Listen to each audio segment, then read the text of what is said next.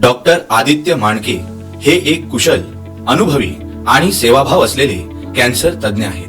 गेल्या 10 वर्षांपासून ते गॅस्ट्रो इंटेस्टिनल आणि स्त्री कॅन्सर जसं की स्तन कॅन्सर, गर्भाशय कॅन्सर आणि तोंडाचा कॅन्सर उपचारांमध्ये विशेष कार्यरत आहेत। त्यांनी भारतातील तसेच यूके मधील अग्रगण्य कॅन्सर रुग्णालयांमध्ये प्रशिक्षण घेतले आहे। त्यांनी सर्जन म्हणून अनेक अवघड व अत्याधुनिक उपचार पद्धतींचे यशस्वीपणे नेतृत्व केले आहे। डॉक्टर आदित्य माणके एक सखोल ज्ञानाचा, अनुभवाचा आणि सेवाभावाचा प्रवास।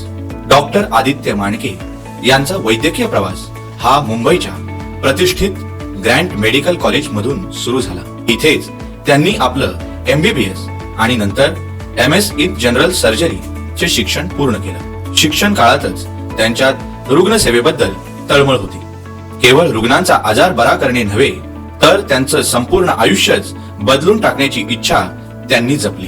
आपल्या शस्त्रक्रियेचं कौशल्य पुढे नेण्यासाठी त्यांनी टाटा मेडिकल सेंटर कोलकाता येथे 2 वर्षांची फेलोशिप इन सर्जिकल ऑन्कॉलॉजी पूर्ण केली।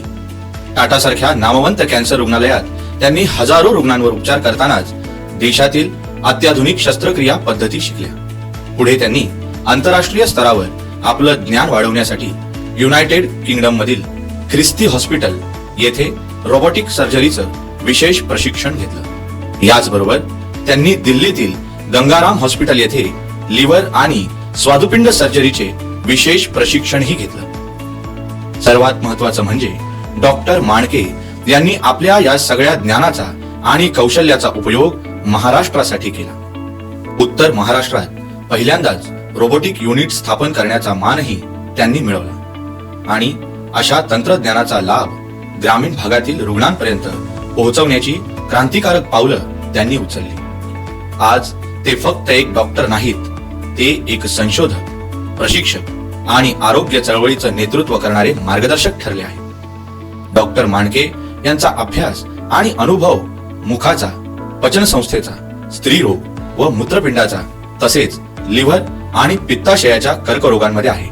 याच कॅन्सर प्रकारांवर उपचार करणे ही त्यांची खास तज्ञता आहे। त्यांची तज्ञता म्हणजे रुग्णांवर कमी छेद करून लॅप्रोस्कोपिक दुर्बिणीद्वारे शस्त्रक्रिया करून पेशंटला लवकर बरे होण्याची संधी देणे। डॉक्टर माणके यांचं प्रशिक्षण आणि अनुभव यामुळे अशा शस्त्रक्रियाही ते यशस्वीपणे पार पाडतात।